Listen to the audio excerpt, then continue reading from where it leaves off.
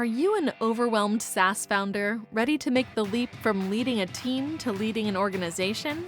Join us each week as we refill your think tank with actionable tips and strategies from great business minds you know and those you don't know yet.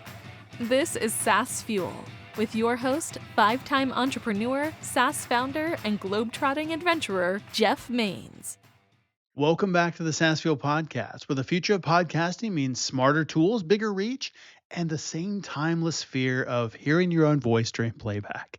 I'm your host, Jeff Maines. I help B2B SaaS founders like you grow from traction to scale. Here, growth is more than just numbers. It's about crafting a future-proof company, premium valuation, and leaders who build a business of significance while living epic, adventurous lives. Why do so many platforms chase the biggest names and still miss the people actually doing the work? In crowded creator economies, scale is often confused with impact, and growth gets measured by logos instead of loyalty. But what happens when you flip that mindset entirely? In this episode, we explore what it looks like to build a platform that serves the community first and why that decision can quietly become a powerful growth engine. You'll hear how focusing on everyday creators, not celebrity outliers, creates trust, momentum, and a flywheel that's hard to replicate. We dig into why education isn't a side project, but a strategic advantage, especially in industries where most people are figuring things out as they go. Does that sound familiar to anybody? Well, the conversation also challenges traditional SaaS thinking around monetization, with a fresh look of how sharing value with customers can strengthen retention and turn users into genuine advocates. You'll learn why tracking a single meaningful metric can be way more effective than drowning in dashboards, and how designing for real human connection can shape better products and healthier businesses. If you're building a platform, marketplace, or community driven product and want to grow without losing your soul, this episode offers a refreshing perspective on doing business differently and doing it well. Our expert guest last Thursday was Love Kapoor, technology leader at Bit. He took us inside the future of enterprise software development.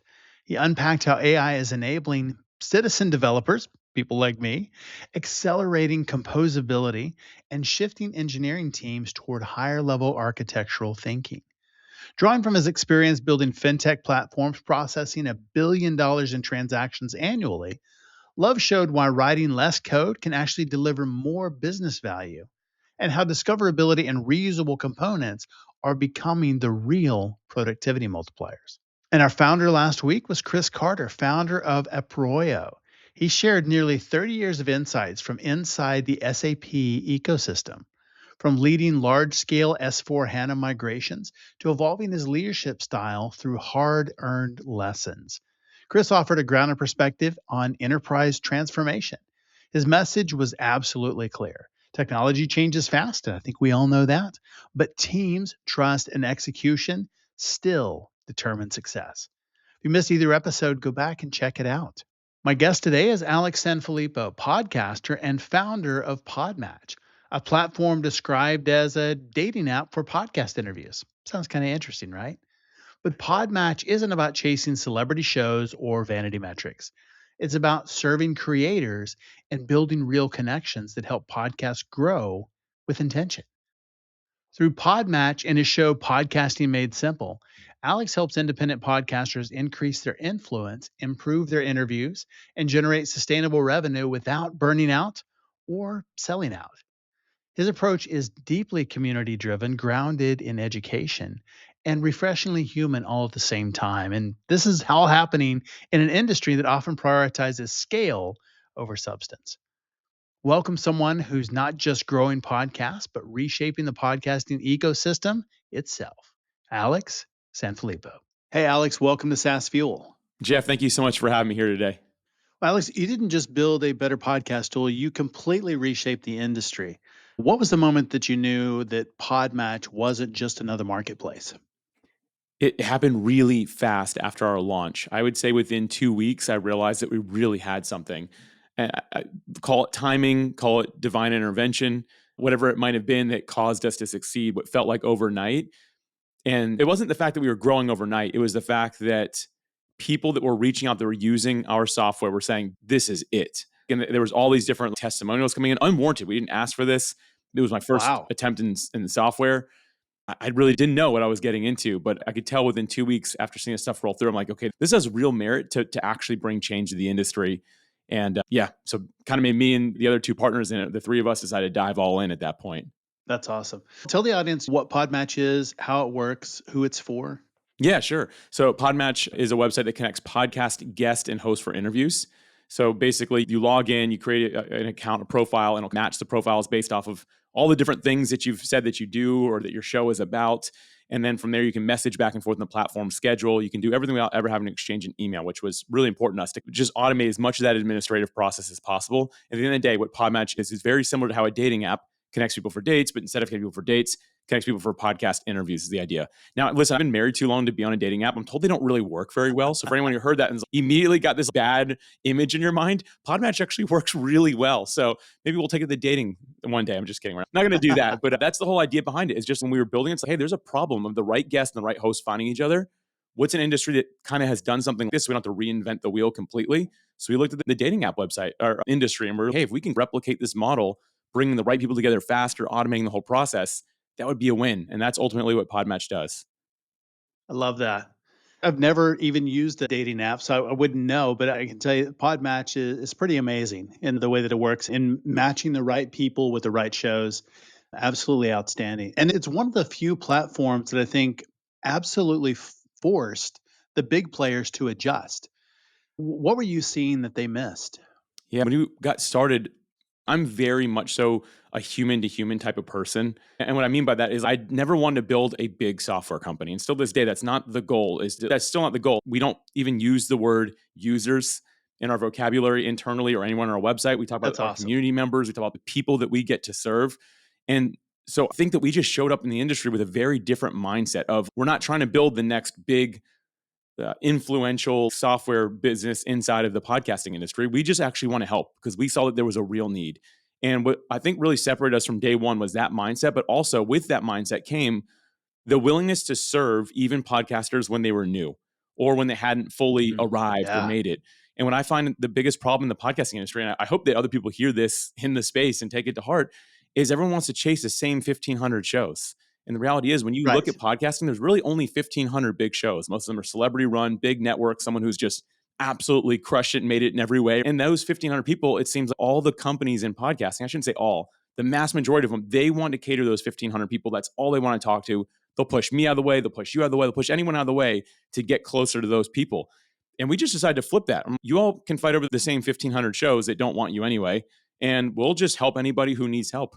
And so the reality of it is we don't just have small shows on PodMatch. We've got people ranging all over the place, Right. all niches, all verticals. But we show up with the willingness to serve regardless of if someone has that sort of reputation or not. And I think from day one that really separated us. And it's actually forced the industry to say, wait a minute, how do they have a better reputation than all of us? What's going on there?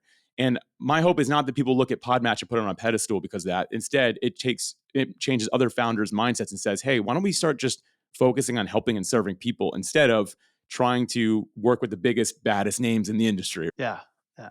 And I think that's one of the origins or foundations of podcasts anyway, is it's really for the people. Because you have the media elites that really own that space, and then podcasts came in and really democratized the conversation.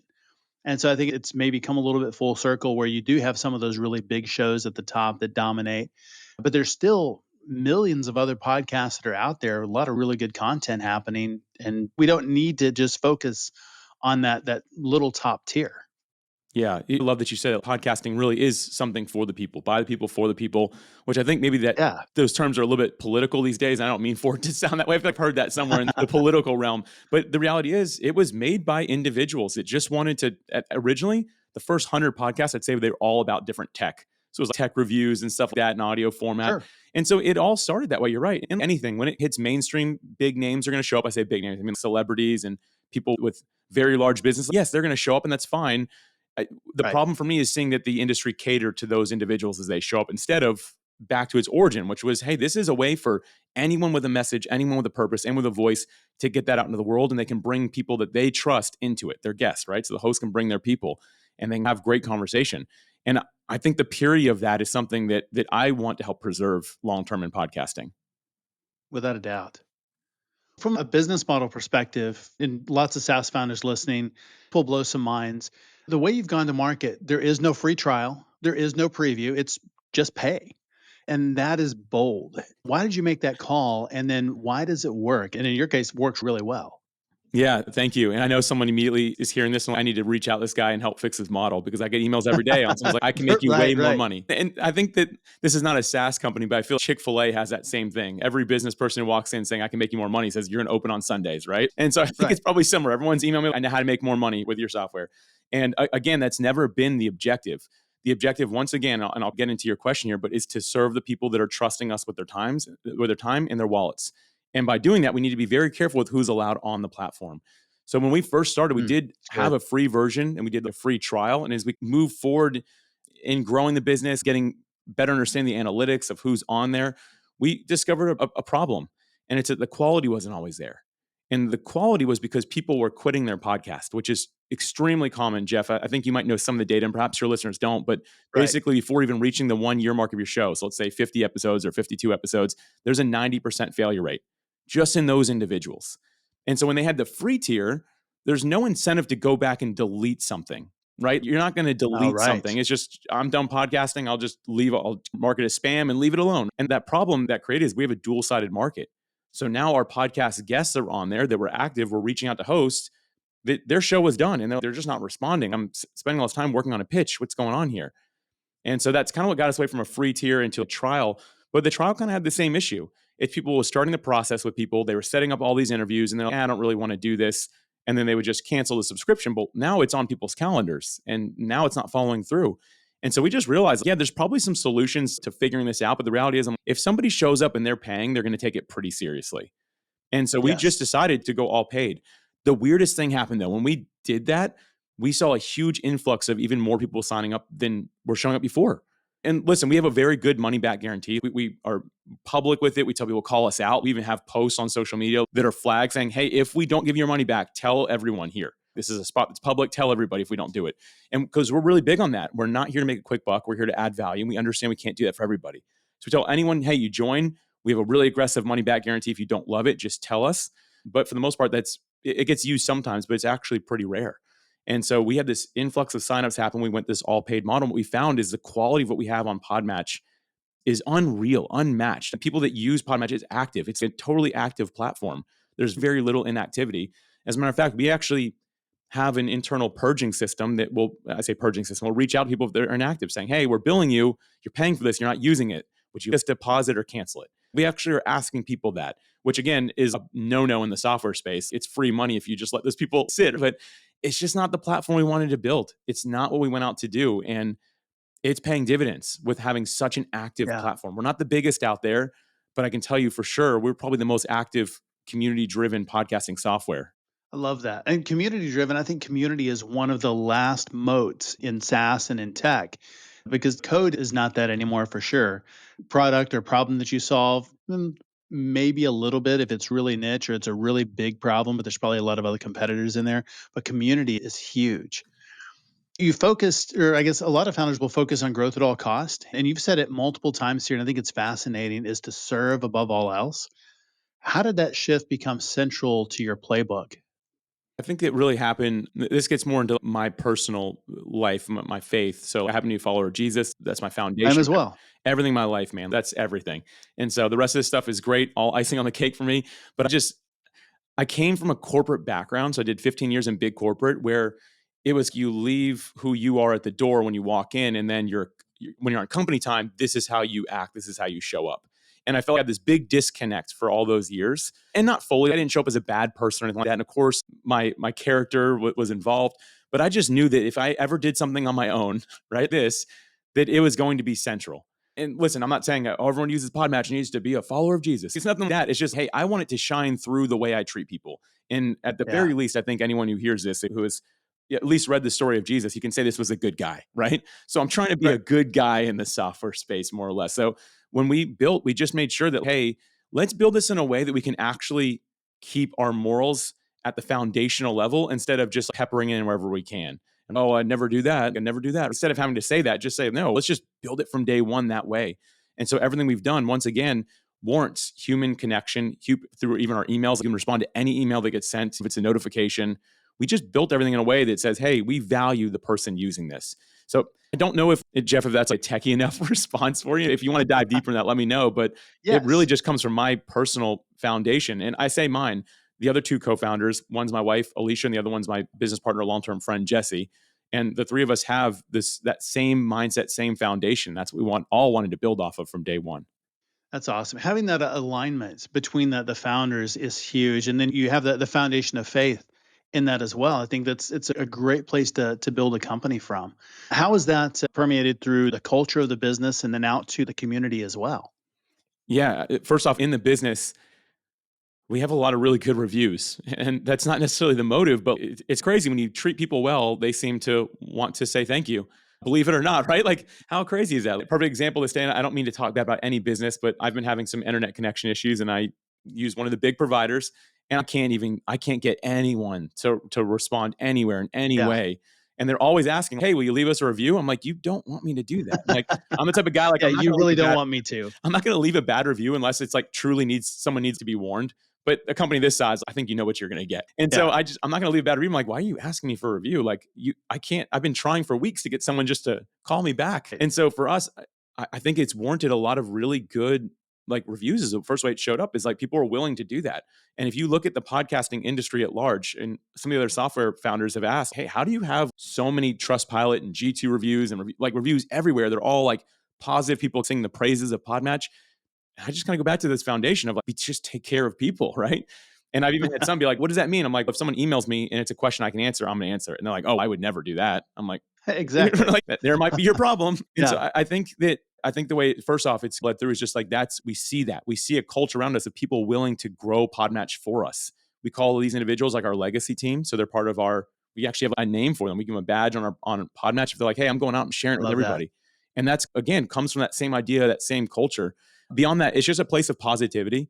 So very rarely do we have in our community, like the actual interactions happen, because we have a community side of PodMatch where all the members are able to communicate and stuff. Very rarely is it negatively focused on, oh man, look at this big loss for the podcasting space. No, it's very optimistic, very much a group of people saying, hey, struggling with this, but I believe we can overcome it. What do you all think? What if we do this?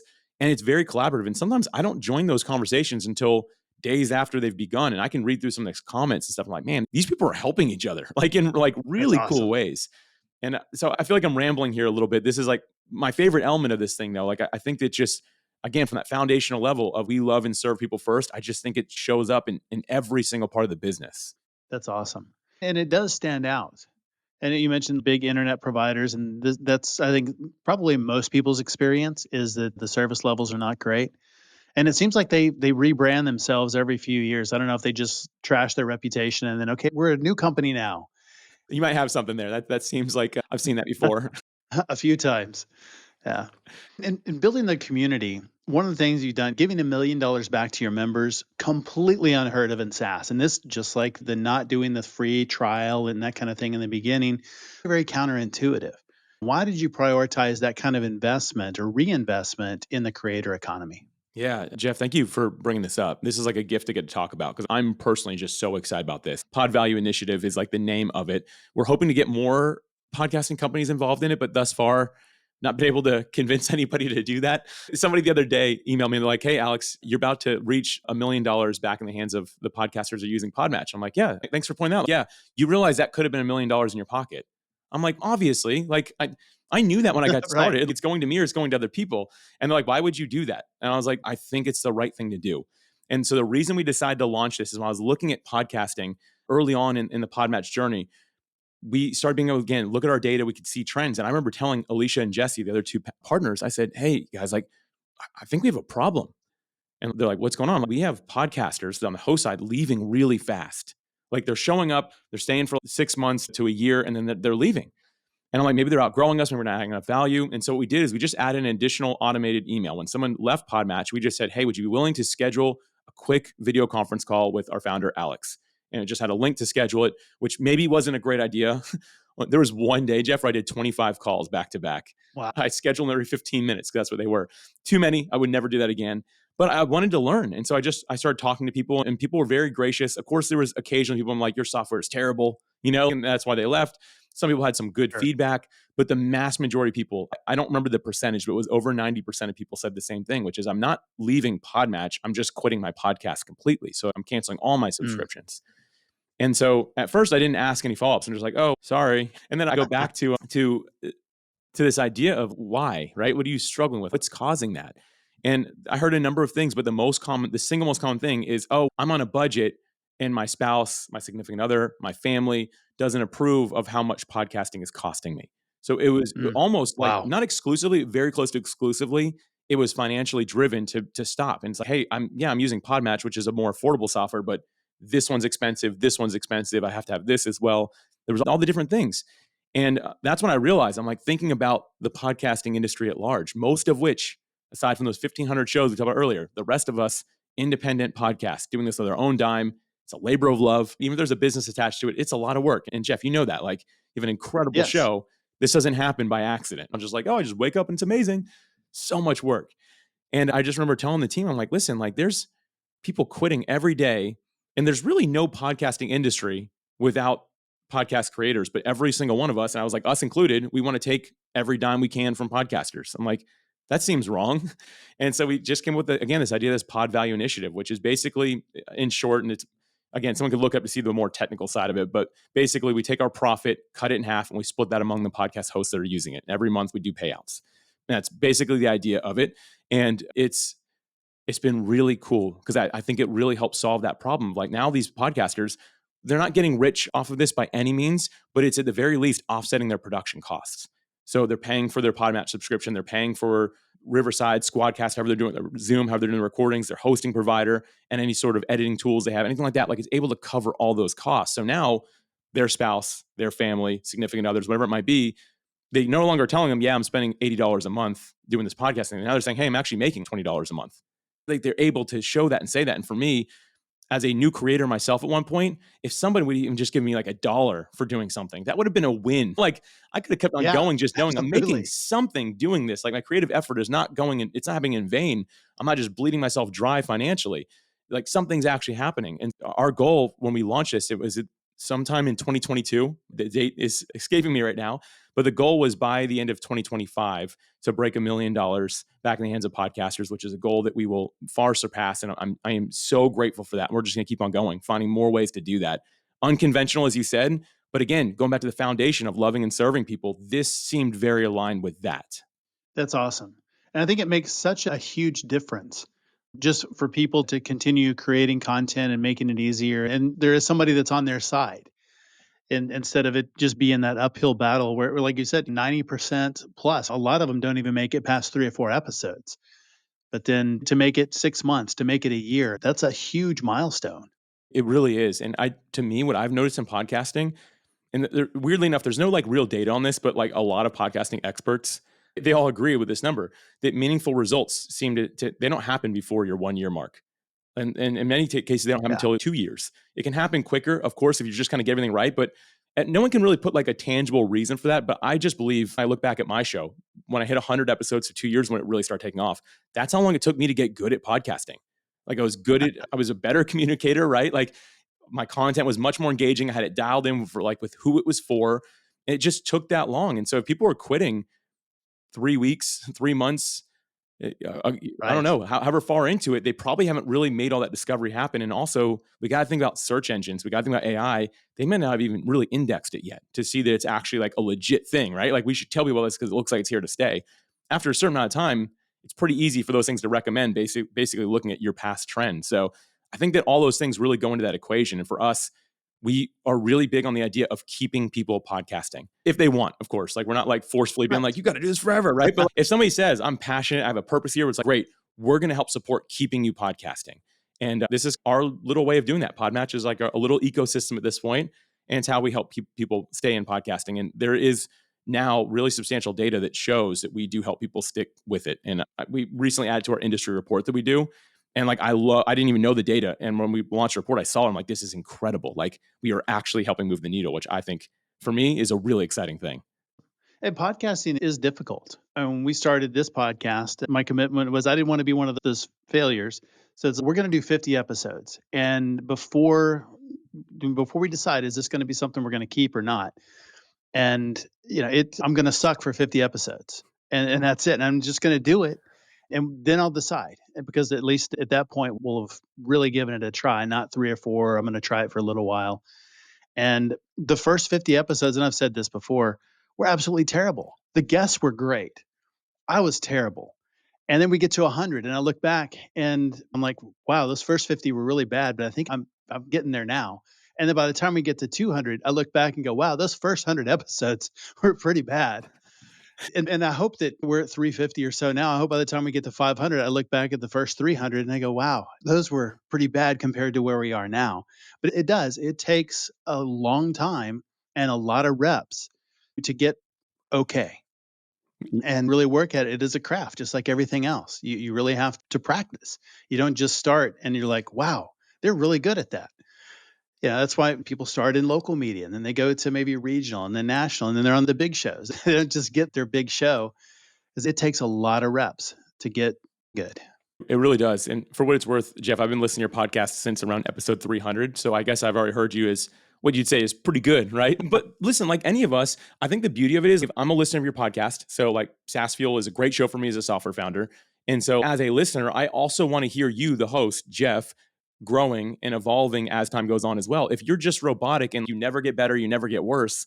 And I think that's what so many people want in any sort of creator economy or business. Like they kind of scared to show their own journey, so they want to hide it.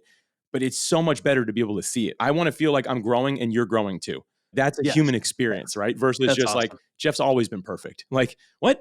Who resonates with that? But from 300 and beyond, I can say you've got a good show, man. So maybe I should go back and listen to your first 50 and just see what we got here. I don't know. I don't know. I would cringe if I went back. Again, the guests were absolutely fantastic. And some of them I brought back for I think it was our 200th episode. I brought back my very first guest. And Neil Gordon, he's absolutely fantastic, great friend.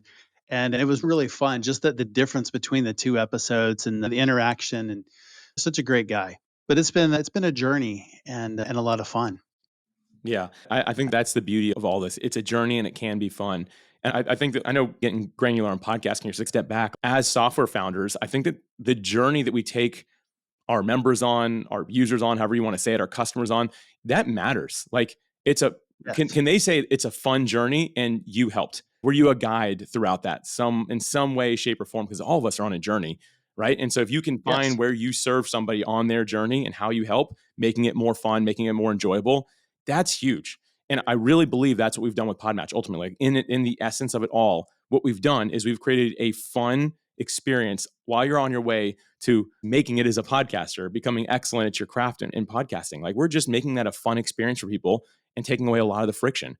I think as software Yeah. founders, that's all of our jobs, right? No matter what industry that is. That's a great point. And that's, like I said, I think community is one of the last moats in software. You can do that and you can really create that community around what you're doing. It's amazing. You really create the loyalty.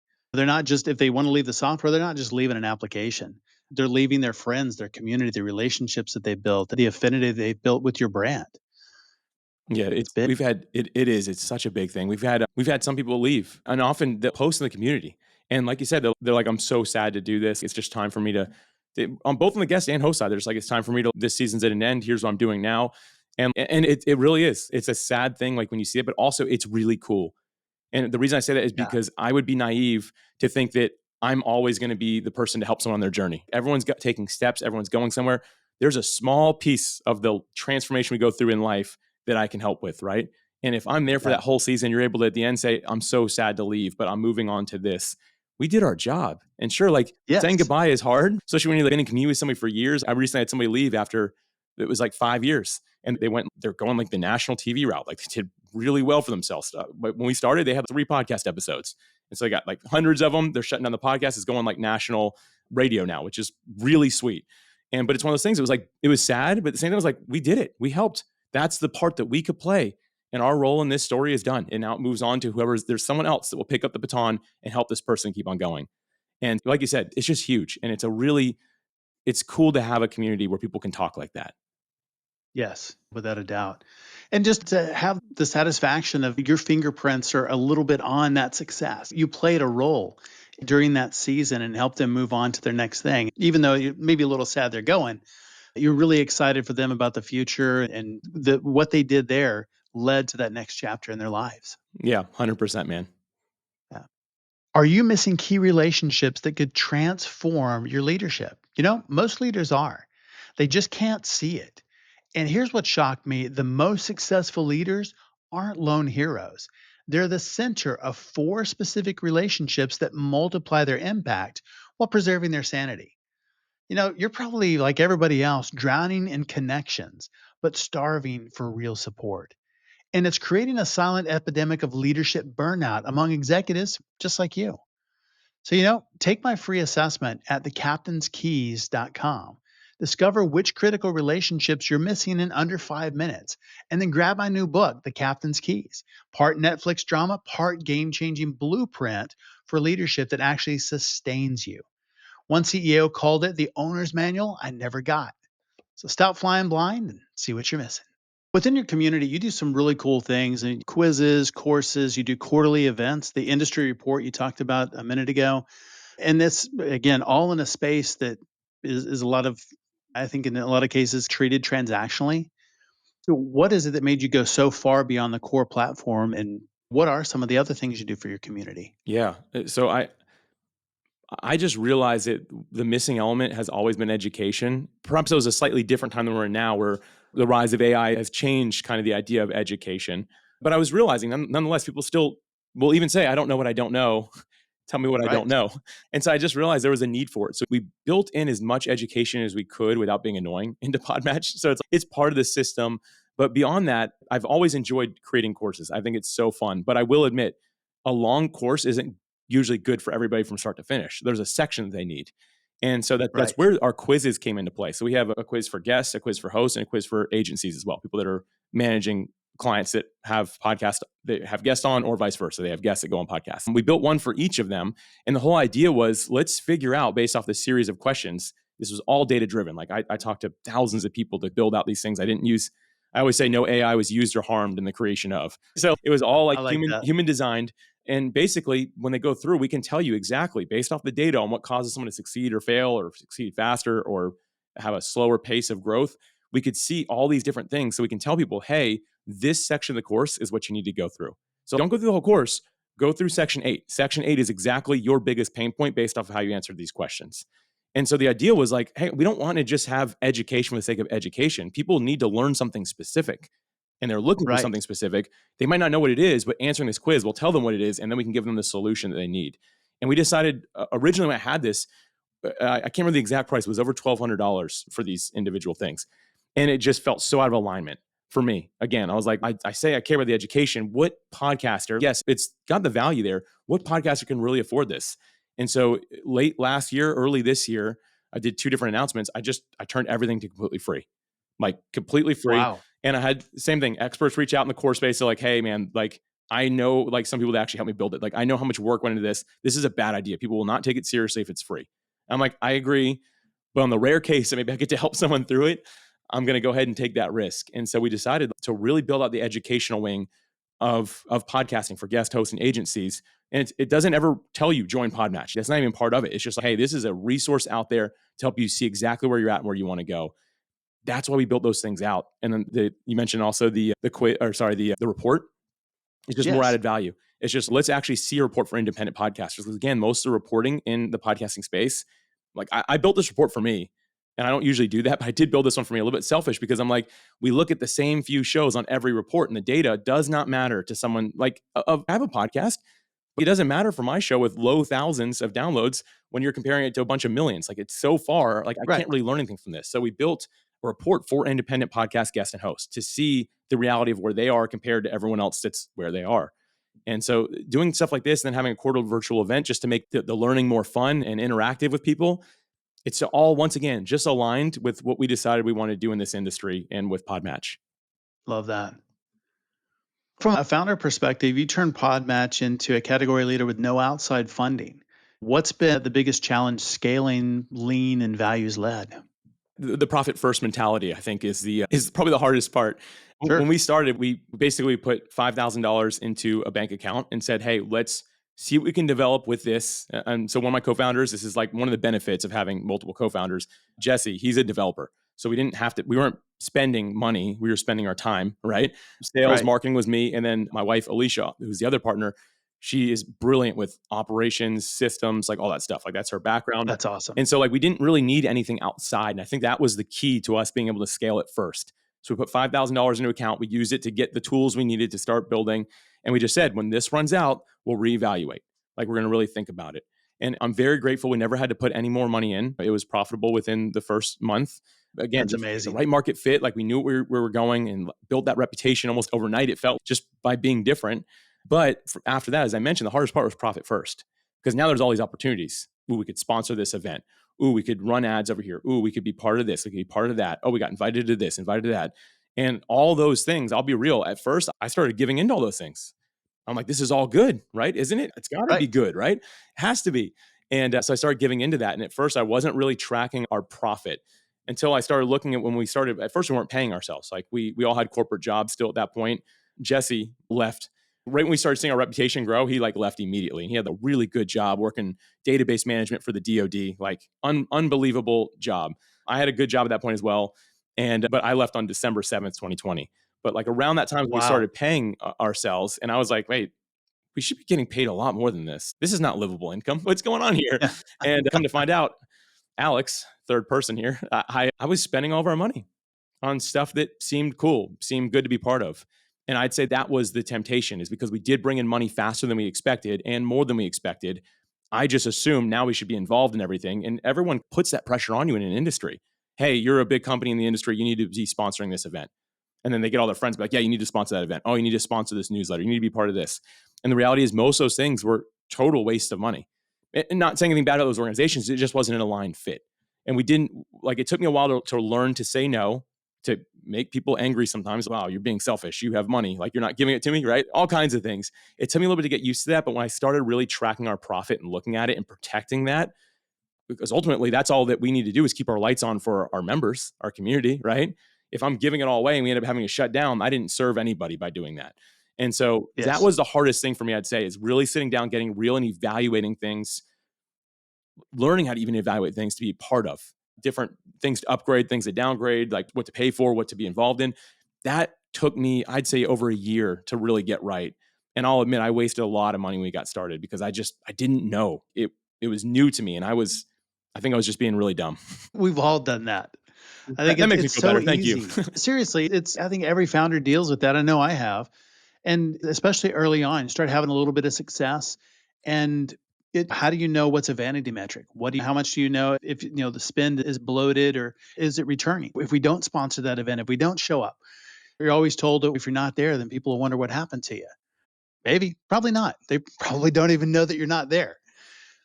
But it's really figuring out what is it that really moves the needle, what metrics really matter, and what's just a vanity metric. That's a really tough thing for founders to distinguish, especially early on. This when you have some success for sure. Yeah, I'm glad to hear you say that. That vanity metric, that's exactly how to say it. And I guess the advice, I don't know if you're not necessarily asking for advice, but I just want to share in case someone's like, yeah, I feel like I'm in that phase. Please. I think that say no before you say yes. And I'm a people pleaser. If you can't tell by the way we run our company, like I clearly care about people. And so I am naturally like out of balance. I will admit a people pleaser.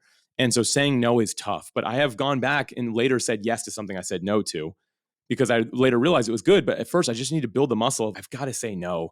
Like I had to start building those reps. So my wife laughs. She's like, you went through like a whole year where you said no to everything. And then you're like, no, but yes, because I do want to do that one. But the reality is I needed to build up that muscle. I Yeah. needed to really go to the line, like a financial line to see like, where are we?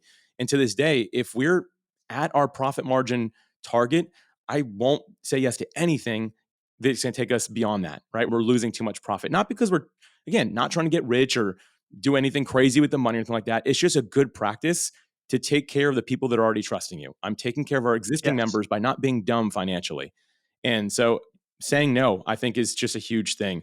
There's that quote, every yes has to be protected by 1,000 no's. And I think That's that's good. such an important thing for all of us to get, not to be rude, not to be mean, but if you said yes to somebody that you're serving, you got to say no to all the people that you don't believe are the right fit for that. That's absolutely true. It's focusing on the right metrics. And I think that's a really good one, is making sure that you're going to be profitable, that you're going to be around for your users, you're going to be around for your employees, around for your family. I think that's really important that founders have forgotten. Maybe it's getting a little bit better out there, but it's obsessing over the right things. A lot of founders, it's activation, it's conversion, it's churn, and those are good. But it feels like you obsessed over trust. And maybe that's the real unlock in creator technology and beyond. Yeah, there is one metric I tie everything to. I don't know if I've ever shared this before, Jeff, so forgive me if I don't Oh, I articulate love it it. well. So Bring it on. everybody listening, you might be like, oh man, he's fumbling over his words.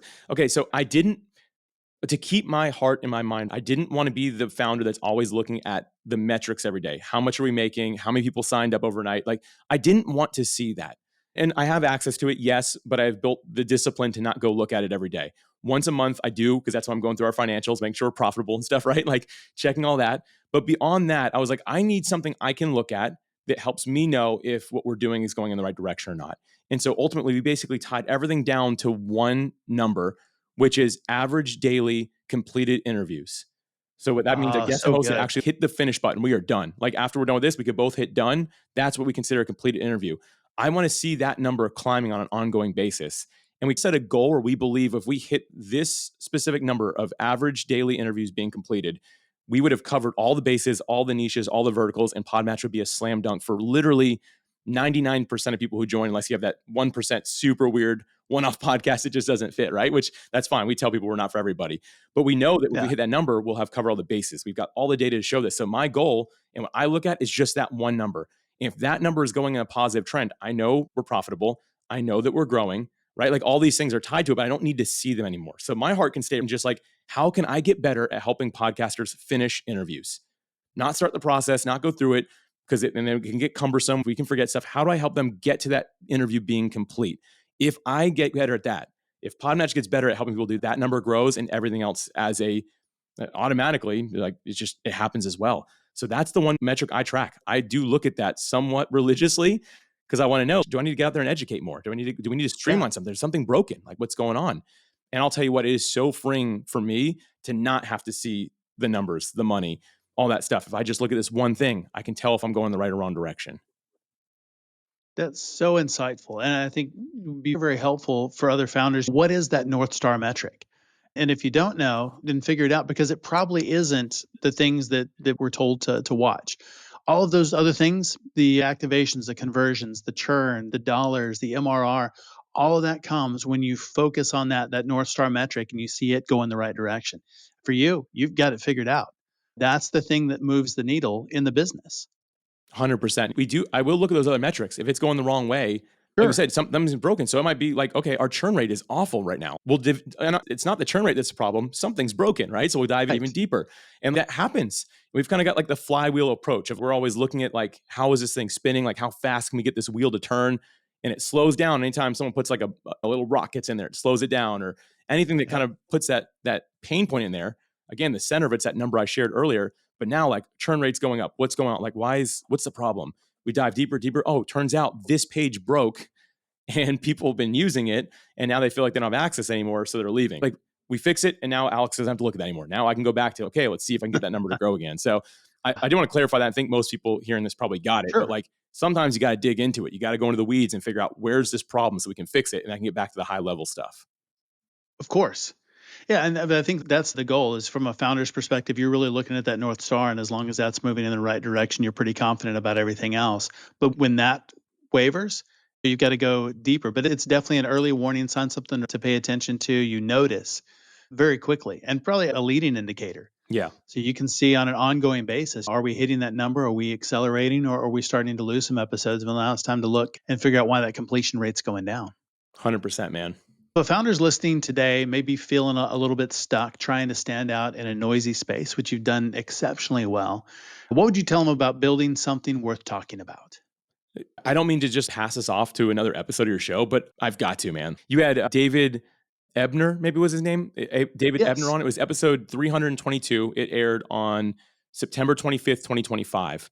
And this was about like why founders should stop pitching and start storytelling.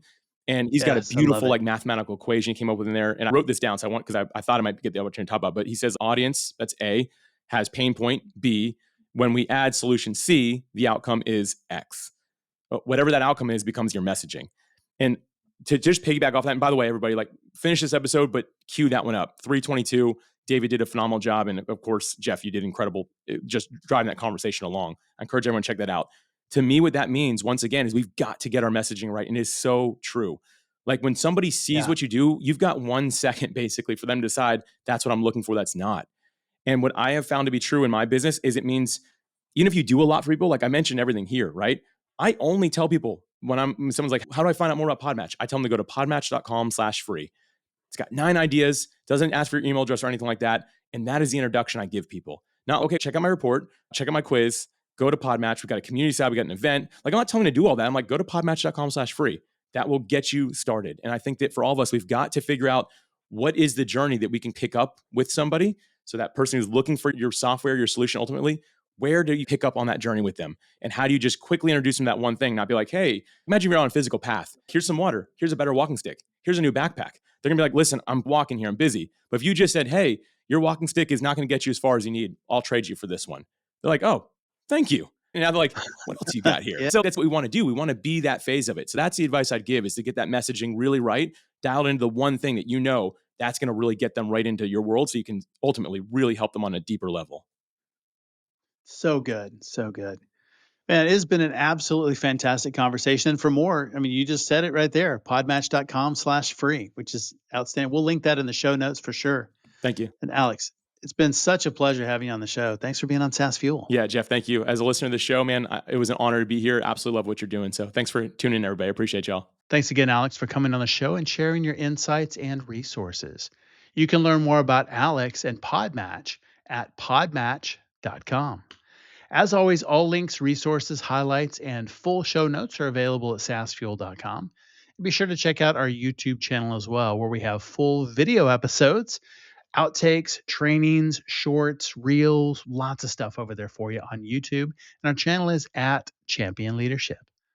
Thought leaders share. Share this episode with the person who says, this should be simple, right before making it everyone else's full-time job. You probably know somebody like that also. Everyone who shares this week gets a complexity translator. It converts long explanations into we didn't decide yet in real time. How do you make high-stakes decisions when you've operated across multiple continents and advised large companies and funds on AI software and data? Next up, Daniel Nikic, a global strategist and problem solver, joins us to unpack how leaders evaluate emerging technologies, manage risk, and make smarter bets in complex, fast-moving environments. And there's some pretty cool sales tips that he's going to give for all of our SaaS founders. Pretty amazing interview. What if SaaS RevOps was built for the agentic era, not legacy systems? Well, coming up 1 week from today, Mark Walker will be with us, and he is CEO of New. He's going to share how his team is redefining quote-to-cash and revenue lifecycle management. Backed by $30 million in funding, Mark is helping SaaS companies like you and me eliminate revenue leakage, unify billing and quoting, and prepare for the next generation of AI-driven growth. I will see you next time, and as always, enjoy the journey. Thanks for listening to SaaS Fuel. Full show notes for each episode, which includes a summary, key takeaways, quotes, and any resources mentioned, are available at saasfuel.com.